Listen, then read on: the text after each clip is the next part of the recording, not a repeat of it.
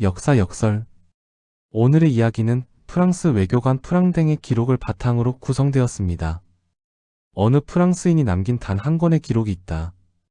그 책은 한 나라의 정치도 전쟁도 아닌 조선의 궁중에서 춤을 추던 한 여인의 이야기를 담고 있다. 우리의 역사 기록에는 남아있지 않은 이름. 조선의 공식 사서에도 실록에도 등장하지 않는 존재. 그러나 분명히 살아있었고 움직였으며 한 시대를 온몸으로 건너간 여인. 그녀의 이름은 리진이다. 리진은 실제로 존재했던 조선 무의로 보이지만 리진이라는 이름은 조선이 남긴 본명이 아니라 프랑스 기록 속에 남은 유일한 이름입니다. 지금으로부터 114년 전 조선의 궁중 무의였던 한 여성이 프랑스 파리로 향했다. 오늘날에도 비행기로 10시간 이상 걸리는 거리. 그러나 19세기 말 증기선과 기차에 의존하던 시대에 조선에서 프랑스까지 간다는 것은 단순한 여행이 아니라 삶 전체를 건너는 일이었다.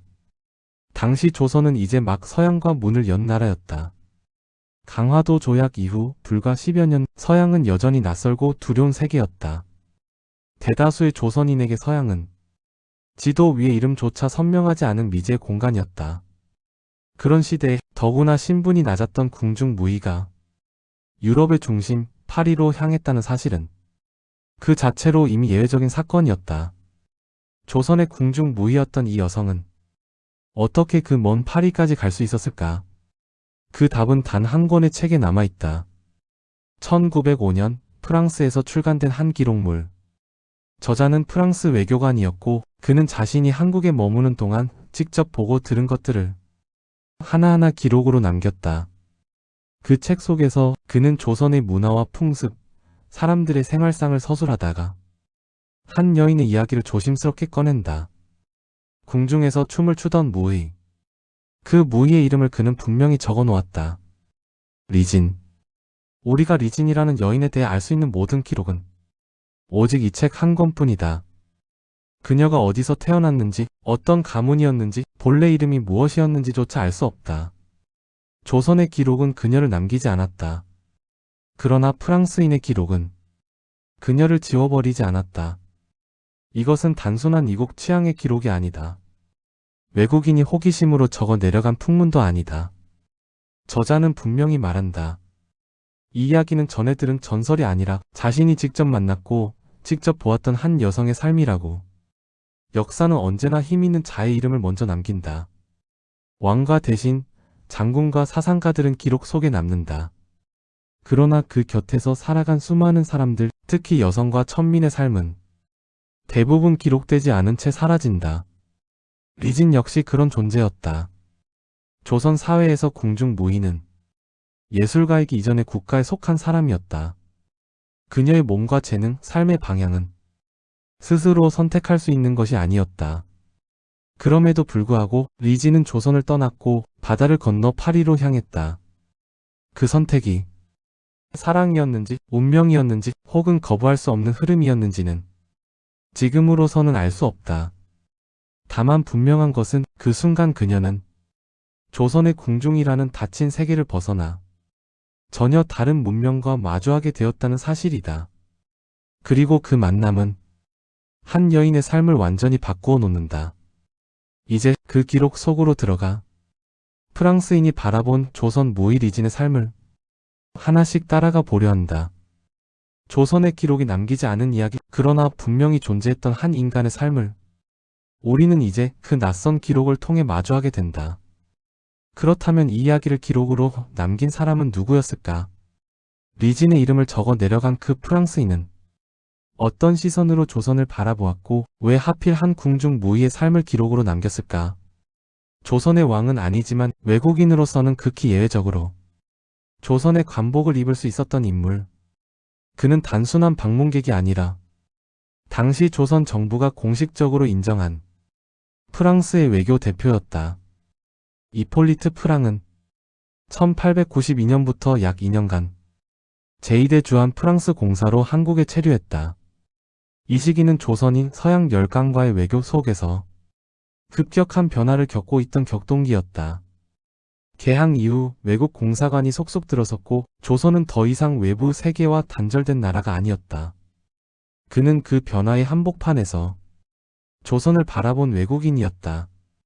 1905년 그는 자신이 한국에 머무는 동안 직접 보고 듣고 경험한 것들을 한 권의 책으로 엮어 출간한다. 이 책은 단순한 외교 보고서가 아니었다. 조선의 정치 제도만이 아니라 사람들의 생활 방식, 거리의 풍경, 궁중의 의례와 일상의 분위기까지 매우 세밀하게 담겨 있다. 특히 눈길을 끄는 점은 그가 조선을 야만적이거나 위계한 나라로만 묘사하지 않았다는 사실이다. 당시 서양인들의 동양 기록 상당수는 우월감과 편견으로 가득 차 있었지만 프랑의 기록에는 비교적 차분하고 관찰자적인 시선이 드러난다. 그는 조선을 이해하려 했고 그 안에서 살아가는 사람들을 하나의 개별적인 인간으로 바라보려 했다. 그 책 속에서 그는 어느 순간 이야기를 멈추고 한 조선 여인의 삶으로 시선을 옮긴다. 궁중에서 춤을 추던 무의 이름조차 기록되지 않는 것이 당연했던 존재. 그러나 그는 그 무희의 이름을 분명히 적어 내려간다. 리진. 프랑의 기록 속에서 리진은 익명의 기생이 아니다. 그녀는 이름을 가진 인물이며 저자가 직접 만났고 대화를 나누었으며 인상 깊게 기억한 한 인간이다. 프랑의 후손은 이렇게 말한다. 그녀는 실존 인물입니다. 전설도 아니고 꾸며낸 이야기도 아닙니다. 그는 자신이 직접 본 것을 쓴 것입니다. 이 말은 매우 중요하다. 리진의 이야기가 문학적 상상이나 이국적 장식이 아니라는 뜻이기 때문이다. 그녀의 삶은 프랑스 외교관의 개인적 체험 속에서 실제로 존재했던 현실이었다. 조선의 기록은 리진을 남기지 않았다. 그러나 한 프랑스 외교관의 기록은 그녀를 역사에서 완전히 지워버리지는 않았다. 그리고 바로 그 지점에서 이 이야기는 시작된다. 이폴리트 프랑은 자신이 직접 만난 조선의 무의에 대해 이렇게 기록한다. 소속된 무의들 가운데 한 사람이 빼어난 미모로 유난히 돋보였다. 유럽인의 눈으로 보아도 그녀는 정말 아름다웠다. 이 문장은 단순한 감상이 아니다. 19세기 말 서양 외교관들의 기록에서 조선 여성은 대개 익명의 군중이거나 풍속의 일부로만 등장한다. 그러나 프랑은 그 무의를 여러 명 중 하나가 아닌 분명히 구별되는 한 인물로 바라보고 있다. 젊은 대리공사는 그녀의 춤과 외모 그리고 몸짓에 담긴 우아함에 완전히 마음을 빼앗긴다. 그 감정은 일시적인 호기심을 넘어선 것이었다. 그는 결국 조선의 국왕인 고종에게 그 무의를 자신에게 양도해 달라고 요청한다. 오늘날의 시각으로는 이해하기 어려운 장면이다. 그러나 당시 조선의 궁중 무의는 국가에 소속된 존재였다. 그녀들은 개인이 아니라 궁중 의례와 연회를 담당하는 공적 인력이었다. 국왕의 허락이 있다면 그 신분과 소속은 얼마든지 이동될 수 있었다. 그리고 왕은 그 요청을 허락한다. 이 결정은 한 외국 외교관의 개인적 부탁을 들어준 사건이면서 동시에 조선이 서구 열강과 맺고 있던 미묘한 외교 관계를 반영하는 장면이기도 하다. 외교적 호의, 체면, 그리고 국제관계 속에서 한 무의의 삶은 너무도 쉽게 이동되었다. 프랑은 리진의 아름다움을 단순한 외형의 미가 아니라 영혼의 꽃이라고 표현한다. 이 말은 그녀가 단지 춤을 잘 추는 궁중의 기능인이 아니라 감정과 정신을 지닌 존재로 인식되었음을 보여준다. 그녀는 과연 누구였을까? 프랑이 직접 촬영한 조선 무의들의 사진이 오늘날까지 남아있다. 사진 속 어린 무의들은 궁중 연회와 국가 행사에서 대신들과 외국 사절들을 위해 춤을 추던 아이들이었다. 이들은 어린 나이에 선발되어 국가의 행사에 동원되었다. 혹시 이 6명 중에 프랑이 기록한 리진이 있었을지도 모른다. 그러나 어떤 사진에서도 그녀를 특정할 수 있는 단서는 발견되지 않는다. 이름도 설명도 남아있지 않다. 사진 속 무의들은 모두 비슷한 옷을 입고 비슷한 자세로 서 있다. 개인은 지워지고 역할만 남아있다. 이 장면은 리진의 존재를 더욱 또렷하게 만든다. 그녀는 분명히 존재했지만 기록 속에서조차 쉽게 지워질 수 있는 경계 위의 사람이었다. 그럼에도 불구하고 한 프랑스 외교관의 시선은 그 경계를 넘어 그녀를 하나의 이름으로 남겼다. 그리고 그 이름 리지는 이제 조용히 조선과 유럽을 잇는 이야기의 중심으로 걸어 나오기 시작한다. 그렇다면 리진에게 마음을 빼앗긴 그 외국 공사는 누구였을까? 이폴리트 프랑은 기록 속에서 그를 단지 젊은 대리공사라고만 부른다. 이름은 밝히지 않는다. 아직 살아있었기 때문이었을 수도 있고 혹은 외교적 파장을 의식했기 때문이었을지도 모른다. 그러나 기록은 완전히 침묵하지 않는다. 프랑이 남긴 몇 가지 단서 그리고 프랑스 외무부의 공식 외교 기록을 대조하면 그 인물의 윤곽은 점차 드러난다. 그 주인공은 콜랭 드 플랑시로 추정된다. 콜랭 드 플랑시는 한국과 프랑스 외교사에서 매우 중요한 인물이다. 1886년 조선과 프랑스가 수교한 이후 프랑스는 본격적으로 상주 외교관을 파견하기 시작한다. 그리고 그 최전선에 있었던 인물이 바로 플랑시였다. 그는 주한 프랑스 초대 공사로 한국에 부임한다. 이후 한 차례 임기를 마친 뒤 유럽으로 돌아갔다가 1896년 다시 제3대 공사로 한국에 재부임한다. 프랑이 기록한 그 젊은 대리공사가 두 차례 한국에서 근무했다는 서술은 이 플랑시의 경력과 정확히 일치한다. 즉 리진과 인연을 맺은 외교관은 단순한 하급 관리가 아니라 조선과 프랑스를 잇는 외교의 핵심 인물이었다. 플랑시의 고향 마을 박물관에는 그가 생전에 남긴 유품들이 보관돼 있다. 외교관으로서 수여받은 각종 훈장, 프랑스 정부의 공식 문서들, 그리고 조선과의 외교를 증명하는 자료들. 그 중에서도 유독 시선을 끄는 유품이 있다. 대한제국 정부가 플랑시에게 수여한 훈장이다. 이는 그가 조선에서 얼마나 중요한 역할을 했는지를 상징적으로 보여준다. 그러나 그보다 더 눈길을 끄는 것은 한 점의 조각상이다. 젊은 한국 여인을 형상화한 도자기상. 이 조각상은 1900년 파리 만국 박람회에 출품되었던 작품으로 플랑시가 한국관 설립에 깊이 관여하던 시기에 제작된 것으로 알려져 있다. 그는 이 조각상을 선물로 받았고 이후 평생 동안 곁에 두었다. 외교관의 삶은 이동의 연속이다. 근무지는 바뀌고 나라를 옮기며 인연은 대부분 그 자리에서 끝난다. 그럼에도 불구하고 플랑시는 이 한국 여인의 조각상을 끝까지 버리지 않았다. 그것은 단순한 기념품이었을까? 아니면 한 시대, 한 나라에 대한 향수였을까? 혹은 조선에서 만났던 한 여인에 대한 기억이었을까? 그의 유품 어디에도 리진이라는 이름은 직접적으로 남아있지 않다. 그러나 바로 그렇기 때문에 이 침묵은 오히려 더 많은 것을 말해준다. 공식 기록에는 남길 수 없었던 관계, 외교관의 신분으로는 드러낼 수 없었던 감정, 그 모든 것이 이름 없는 조각상 하나에 조용히 남아있었을지도 모른다. 만약 그가 정말 리진을 사랑했던 인물이라면 그 사랑은 문서가 아닌 기억으로, 기록이 아닌 물건으로 자신의 삶 속에 남겨졌을 것이다. 그리고 그 흔적은 지금도 프랑스의 작은 박물관 한켠에서 말없이 그 시절을 증언하고 있다. 플랑시는 본국의 발령을 받아 유럽으로 돌아가야 했다. 외교관에게 발령은 선택이 아니었다. 명령이었고 곧 삶의 방향을 바꾸는 결정이었다. 그러나 그는 리진과 헤어지지 못했다. 조선에서의 근무는 끝났지만 그녀와의 인연은 그렇게 쉽게 정리되지 않았다. 그는 결국 한 가지 결론에 이른다. 리진을 남겨두고 떠나는 대신 그녀를 자신의 삶으로 데려가겠다는 선택이었다. 플랑시는 리진과 함께 프랑스로 가기로 결심한다. 그리고 그녀와 결혼할 뜻을 밝힌다. 그녀는 한국의 여신과 같은 존재이며 파리에서도 천사처럼 대우받을 것이다. 이 말은 단순한 약속이 아니었다. 당시 유럽 사회에서 아시아 여성을 동반한 외교관의 선택은 결코 가벼운 결정이 아니었다. 편견과 시선, 외교적 부담까지 감수해야 했다. 그럼에도 그는 리진과 함께 가겠다고 했다. 리진은 말없이 그의 결정을 따랐다. 그녀에게 선택지는 많지 않았다. 그러나 이 침묵은 체념만은 아니었을 것이다.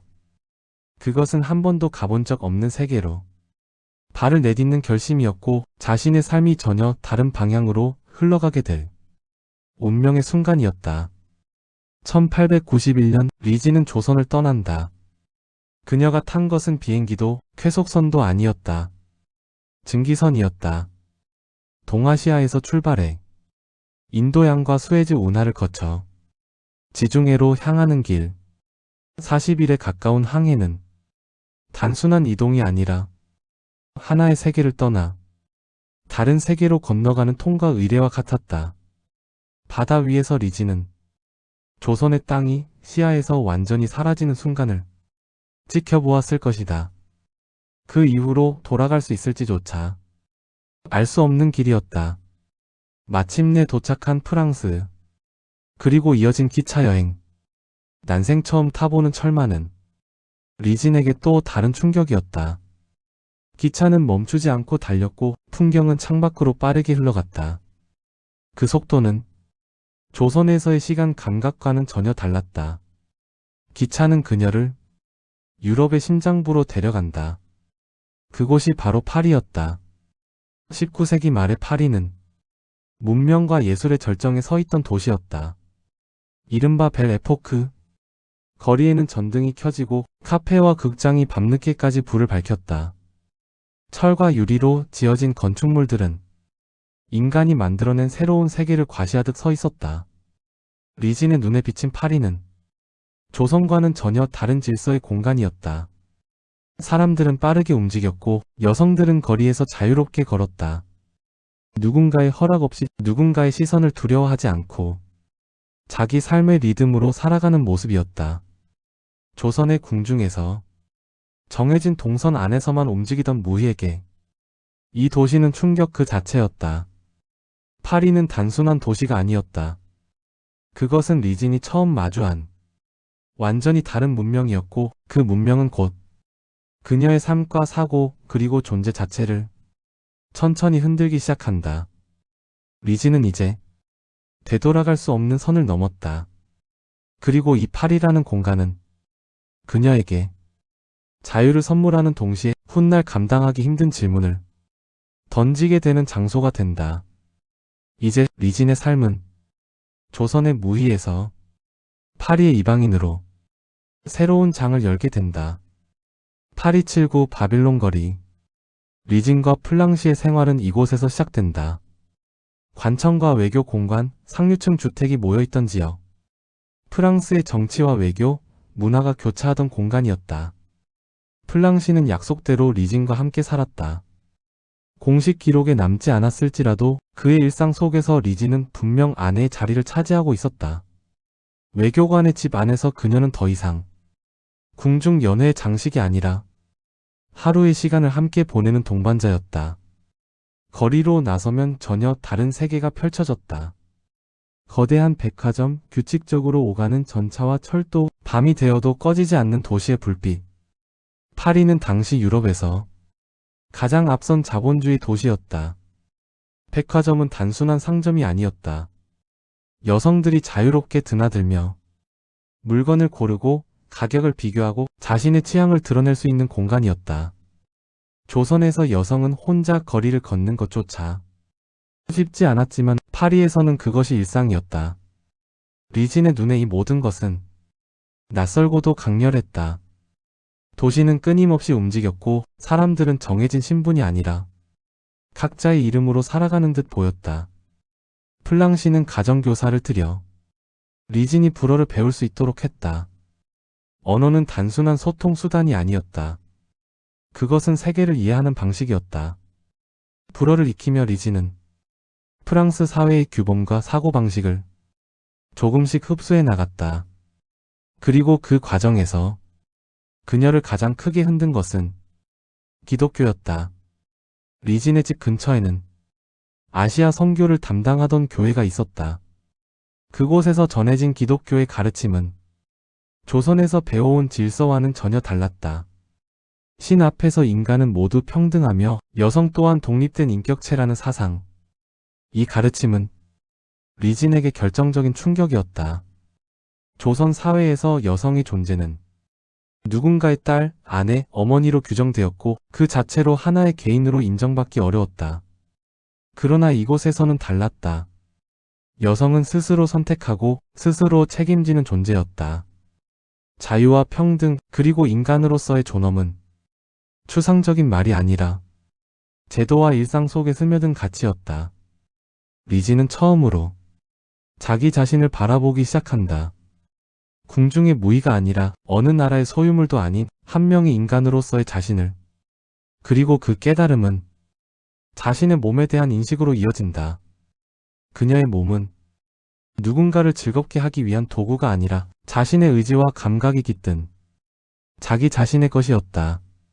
이 변화는 조용했지만 되돌릴 수 없었다. 파리는 리진에게 새로운 삶을 보여주었고 동시에 이전으로는 돌아갈 수 없는 눈을 뜨게 했다. 이 각성은 훗날 그녀의 삶을 지탱하는 힘이자 감당해야 할 무게가 된다.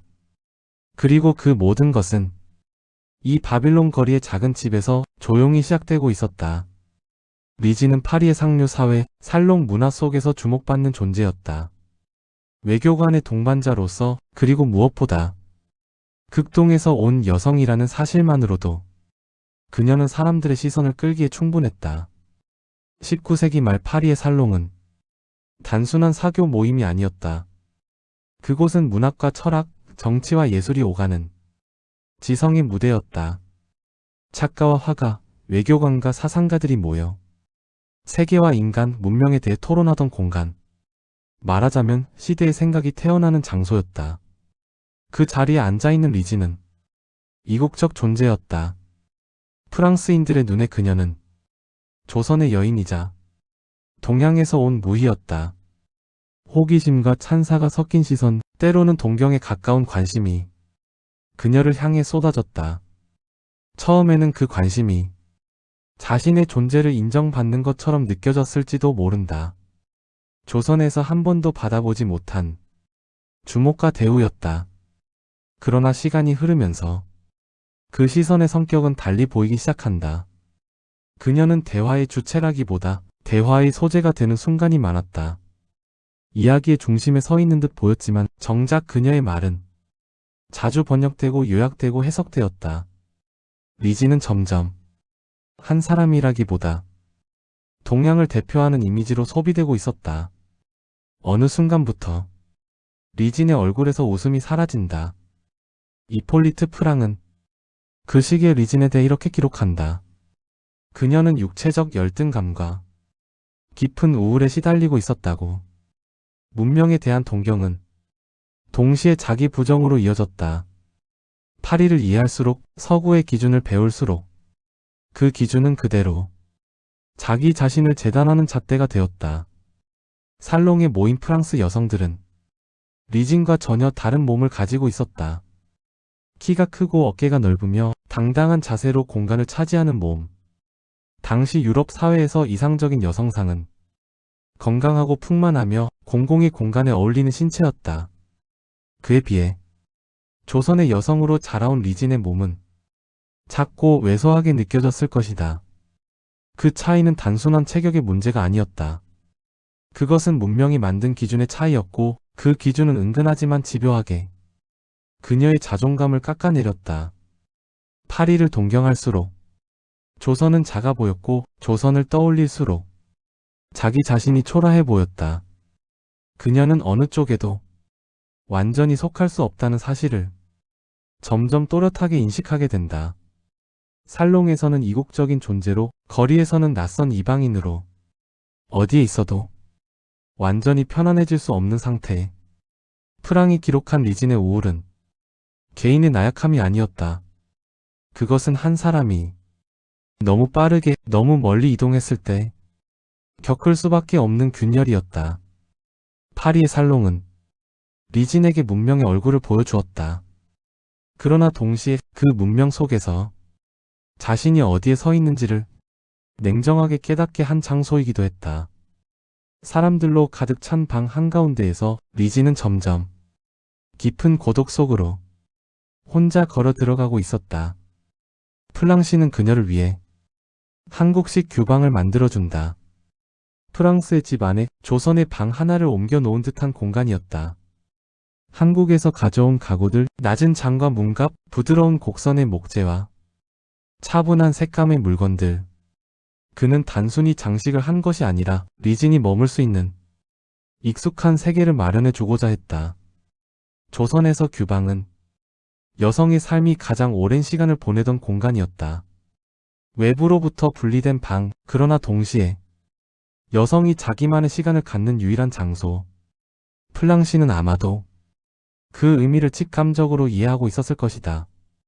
이 방의 한가운데서 리진이 숨을 고를 수 있는 곳, 파리의 소음과 시선에서 잠시 벗어날 수 있는 공간을 만들어주고 싶었을 것이다. 그러나 그 방은 더 이상 리진의 안식처가 되지 못했다. 처음에는 익숙한 냄새와 촉감이 위안이 되었을지도 모른다. 그러나 시간이 흐를수록 그 공간은 점점 과거를 고정해 놓은 전시물처럼 느껴졌을 것이다. 그 방은 리진이 떠나온 조선을 상기시켰지만 동시에 다시는 돌아갈 수 없는 세계를 끊임없이 떠올리게 했다. 규방은 보호의 공간이 아니라 단절의 증거가 되어갔다. 리진은 이미 변해 있었다. 파리의 거리에서 본 여성들, 자유롭게 걷고 말하고 선택하던 사람들. 불어를 통해 접한 사상과 종교, 인간은 신분이 아니라 존재로 존중받아야 한다는 가치. 그 모든 것을 경험한 뒤에 조선의 규방은 더 이상 집이 아니었다. 그것은 그녀가 벗어나고자 했던 질서의 상징이기도 했다. 그렇다고 파리가 완전히 그녀의 것이 된 것도 아니었다. 살롱에서는 이국적인 존재였고 거리에서는 여전히 낯선 이방인이었다. 프랑스어를 배웠지만 모든 뉘앙스를 가질 수는 없었고 문화는 이해했지만 완전히 속할 수는 없었다. 리진은 어느 쪽에도 완전히 닿지 못한 채 두 세계의 경계에 서 있었다. 한국식 규방은 그 경계를 시각적으로 드러내는 공간이었다.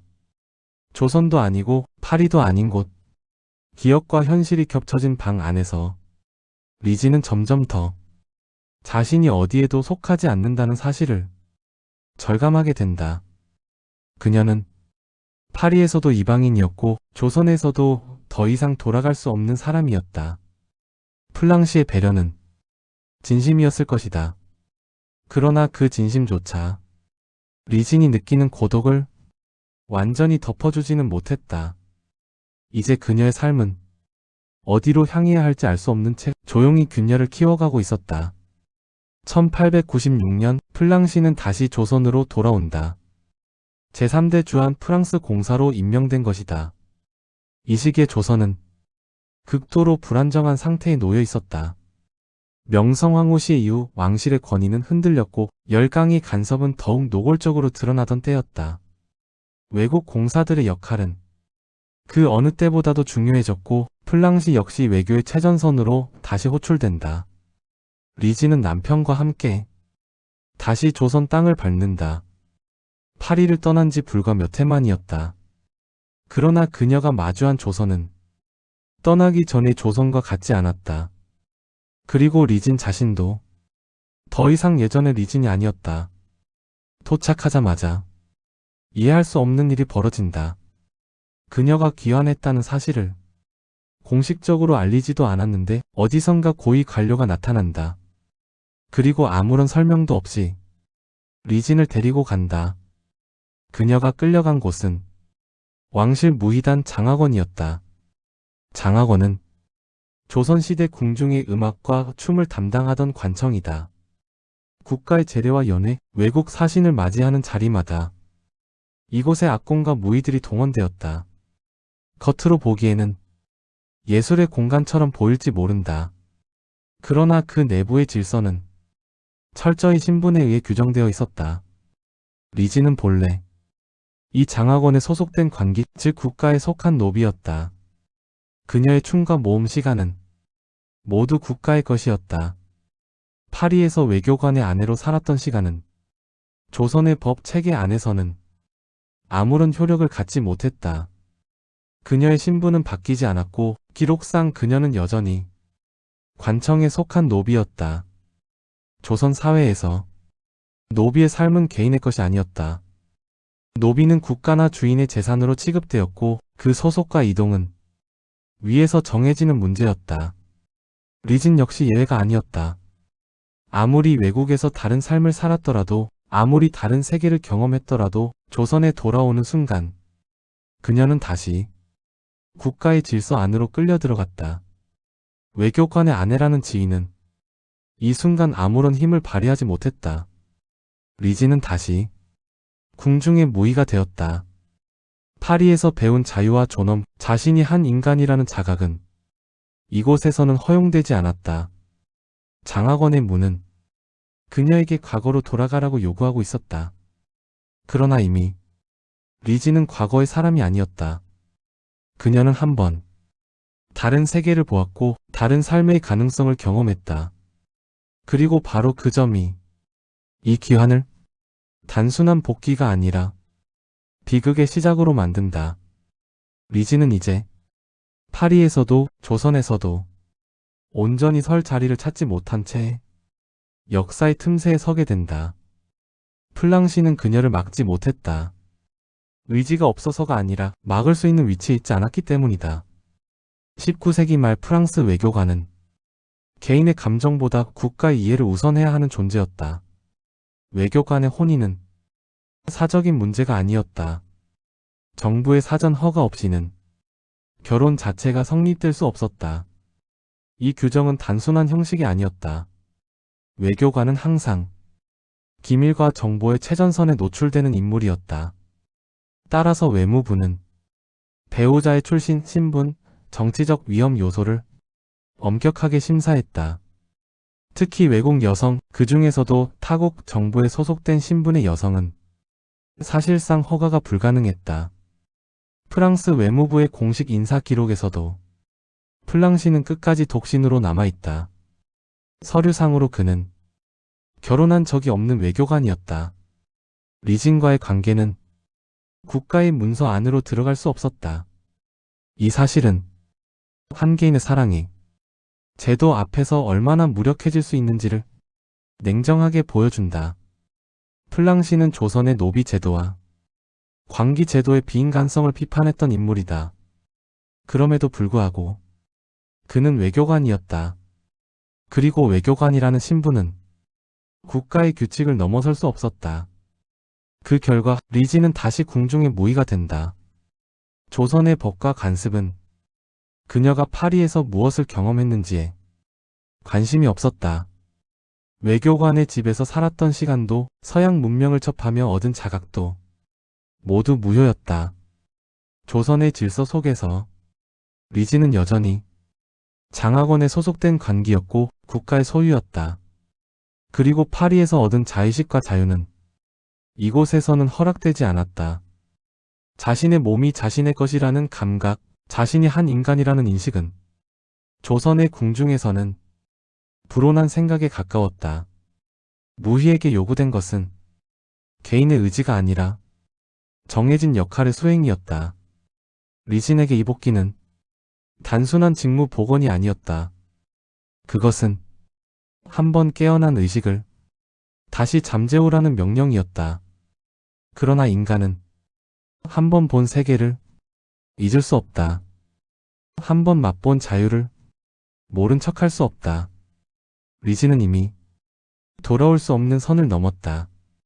파리에서 얻은 자의식은 그녀를 살게 했지만 동시에 이곳에서 살아갈 수 없게 만들었다. 플랑시는 그녀를 지키지 못했고 국가는 그녀를 받아들이지 않았다. 이제 남은 것은 선택지가 아니라 압도적인 운명뿐이었다. 리진은 더 이상 이 삶을 견딜 수 없었다. 그녀를 옥죄던 것은 하루의 고단함이나 일시적인 절망이 아니었다. 되돌릴 수 없다는 사실, 그리고 어느 쪽에도 설 자리가 없다는 자각이었다. 파리에서 그녀는 자신이 한 인간이라는 사실을 배웠다. 자유와 존엄, 몸과 삶이 스스로의 것이라는 감각을 처음으로 얻었다. 그 깨달음은 그녀를 살게 했고 동시에 이전의 삶으로 돌아갈 수 없게 만들었다. 그러나 조선은 그 변화를 받아들이지 않았다. 조선의 법과 관습은 그녀가 무엇을 느꼈는지, 무엇을 알게 되었는지 묻지 않았다. 그녀는 다시 국가에 속한 무의였고 신분의 틀 안에서만 존재할 수 있는 사람이었다. 이 괴리는 리진의 삶을 조금씩 갉아먹었다. 파리의 기억은 위안이 아니라 고통이 되었고 자유를 알게 된 의식은 현실을 견디는 힘이 아니라 현실을 거부하게 만드는 이유가 되었다. 결국 그녀는 이중의 감옥에 갇힌다.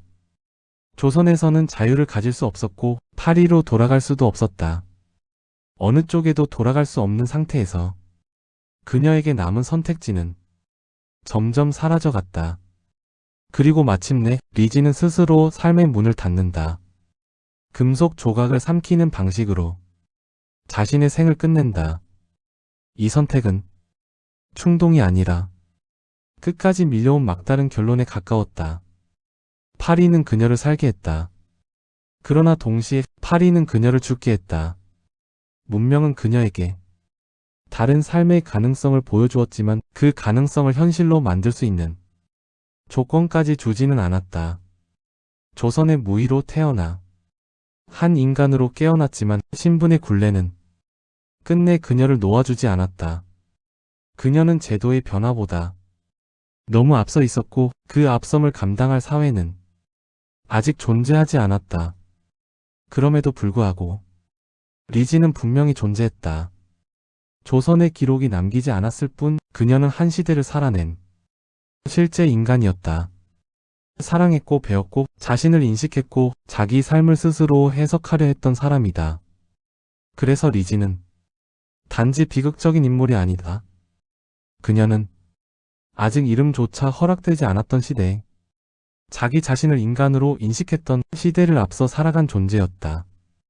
우리가 그녀를 기억해야 하는 이유는 그 비극 때문만이 아니다. 한 사회가 준비되지 못했을 때 한 개인이 어떤 대가를 치르게 되는지를 그녀의 삶이 보여주기 때문이다. 리지는 사라졌지만 그 질문은 아직 남아있다. 그리고 그 질문은 지금의 우리에게도 조용히 말을 걸고 있다.